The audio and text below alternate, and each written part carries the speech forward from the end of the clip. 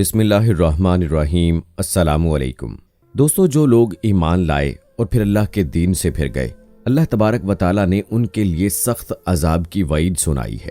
ترکی ایک ایسا ملک ہے جہاں بے حیائی بہت عام ہے، جہاں کے کلبوں میں یورپ کے کلبوں سے بھی زیادہ عیاشی، شراب نوشی اور گندگی ہے۔ ترکی میں ساری رات ڈسکو ڈانس، نائٹ پارٹی اور زنا خانے کھلے رہتے ہیں اور ان پر حکومت کی جانب سے کوئی روک تھام نہیں ہے۔ اللہ تعالیٰ قرآن مجید میں ارشاد فرماتے ہیں، ہم نے پہلی قوموں کے ساتھ کیا کیا، وہ تم سے زیادہ طاقتور تھیں۔ ہم نے قوم صالح کے ساتھ کیا کیا، ہم نے قوم لوط کے ساتھ کیا کیا، اور ہم نے قوم ہود کے ساتھ کیا کیا۔ اللہ تبارک و تعالیٰ بار بار ارشاد فرماتا ہے، بے شک عقل والوں کے لیے اس میں نشانیاں ہیں۔ ترکی میں شدید زلزلہ آیا اور بڑی بڑی قداور عمارتیں زمین بوس ہو گئیں، زمین میں بڑی بڑی دراڑیں پڑ گئیں، اور ان سب نشانیوں کو دیکھ کر سمجھ جانا چاہیے کہ اللہ تعالیٰ سب سے زیادہ طاقتور ہے۔ وہ چاہے تو اس دنیا کو پل بھر میں برباد کر دے، اور پھر چاہے ہم جتنی مرضی اللہ کی تعریفیں کریں اور جیسے مرضی اللہ اکبر کے نعرے لگائیں، اللہ کے نزدیک ان کی کوئی حیثیت نہیں، کیونکہ جب اللہ کا عذاب نازل ہوتا ہے تو اللہ فرماتا ہے کہ میں توبہ کے دروازے بند کر دیتا ہوں، کیونکہ یہ وقت بدلے کا وقت ہوتا ہے۔ اس وقت ترکی میں ایسے ایسے معجزات رونما ہو رہے ہیں جن کو دیکھ کر پتھر دل بھی پگھل جائیں۔ اللہ تعالیٰ کے عذاب کی بڑی وجہ اس ملک میں اللہ تعالیٰ کے نبی اکرم صلی اللہ علیہ وآلہ وسلم کی شان میں گستاخی ہے۔ دوستو، اللہ تعالیٰ نے پیارے نبی حضرت محمد مصطفیٰ صلی اللہ علیہ وآلہ وسلم کی شان میں گستاخی کرنے پر سخت سزا کی وعید سنائی ہے۔ اللہ تبارک و تعالیٰ کو اپنے محبوب کی شان میں گستاخی ہرگز برداشت نہیں ہے۔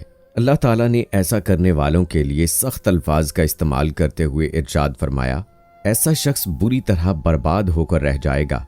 اور ایک دوسری جگہ پر اللہ تعالیٰ نے ارشاد فرمایا، اے ایمان والو، اپنی آواز کو اونچا نہ کرو اس کے بتانے والے نبی کی آواز سے، کبھی بھی ان کے سامنے ان کے نام سے چلا کر ہرگز بات نہ کرو جس طرح تم آپس میں کرتے ہو، اس طرح کرنے سے تم تباہ و برباد ہو جاؤ گے۔ جب دو انسان آپس میں بات کر رہے ہوں تو ان کے درمیان اونچی آواز کا استعمال کرتے ہوئے جذباتی ہو جانا عام اور معمولی بات ہے، لیکن یہاں بات آتی ہے اللہ تعالیٰ کے اپنے محبوب صلی اللہ علیہ وآلہ وسلم سے محبت کی، تو اللہ تعالیٰ کو اپنے پیارے محبوب کی شان میں گستاخی ذرا بھی برداشت نہیں ہوتی۔ اسی لیے اللہ تعالیٰ ارشاد فرماتے ہیں کہ میں ایسے شخص کو برباد کر دوں گا۔ حضرت عباس رضی اللہ تعالیٰ عنہ سے روایت ہے کہ آپ بیان کرتے ہیں کہ نبی اکرم صلی اللہ علیہ وآلہ وسلم کے ایک صحابی نابینا تھے جو کہ شادی شدہ تھے اور ان کے 2 بچے بھی تھے، لیکن اس کی بیوی گستاخ رسول تھی اور ہر وقت نبی اکرم صلی اللہ علیہ وآلہ وسلم کو برا بھلا کہتی تھی۔ آپ صلی اللہ علیہ وآلہ وسلم کی ذات مبارک میں عیب نکالتی رہتی تھی۔ انہوں نے اپنی بیوی کو بہت سمجھایا، لیکن اس نے ان صحابی کی ایک نہ سنی۔ صحابی نے اسے بہت سمجھایا کہ وہ ایسا نہ کرے اور اس کام سے باز آ جائے، لیکن اس کے کان پر جوں تک نہ رینگی۔ ایک رات جب نابینا صحابی اپنی بیوی کے پاس تھے تو اس کی بیوی نے پھر سے اللہ کے نبی صلی اللہ علیہ وآلہ وسلم کی شان میں گستاخی کرنا شروع کر دی۔ آپ صلی اللہ علیہ وآلہ وسلم کو معاذ اللہ برا کہنا شروع کر دیا، جو اس صحابی سے برداشت نہ ہوا۔ صحابی نے خنجر اٹھایا اور اس کے پیٹ میں گھونپ دیا اور وہ عورت وہیں تڑپ تڑپ کر مر گئی۔ جب صبح ہوئی تو یہ معاملہ اللہ کے نبی صلی اللہ علیہ وآلہ وسلم کے پاس پہنچا۔ آپ صلی اللہ علیہ وآلہ وسلم نے تمام لوگوں کو اپنی بارگاہ میں اکٹھا کیا اور فرمایا، میں قسم دیتا ہوں اس شخص کو جس نے یہ گھٹیا کام کیا، میں اللہ کا رسول اس شخص کو یہ حکم دیتا ہوں کہ وہ اپنی جگہ پر کھڑا ہو جائے اور میرے پاس آ جائے۔ محمد عربی کی بات سنتے ہی وہ شخص کھڑا ہوا اور کانپتا ہوا نبی اکرم صلی اللہ علیہ وآلہ وسلم کی خدمت میں حاضر ہوا۔ نابینا صحابی کانپتے ہوئے یہ عرض کرنے لگے، یا رسول اللہ صلی اللہ علیہ وآلہ وسلم، یہ کام میں نے کیا ہے، اور میں نے جس کا قتل کیا وہ میری بیوی تھی۔ وہ ہر وقت یا رسول اللہ آپ صلی اللہ علیہ وآلہ وسلم کی شان میں گستاخی کیا کرتی تھی اور معاذ اللہ نازیبا الفاظ کا استعمال کرتی تھی جو مجھ سے برداشت نہیں ہوتا تھا۔ اس رات اس عورت نے حد کر دی جو مجھ سے برداشت نہیں ہوئی اور میں نے اسے قتل کر دیا۔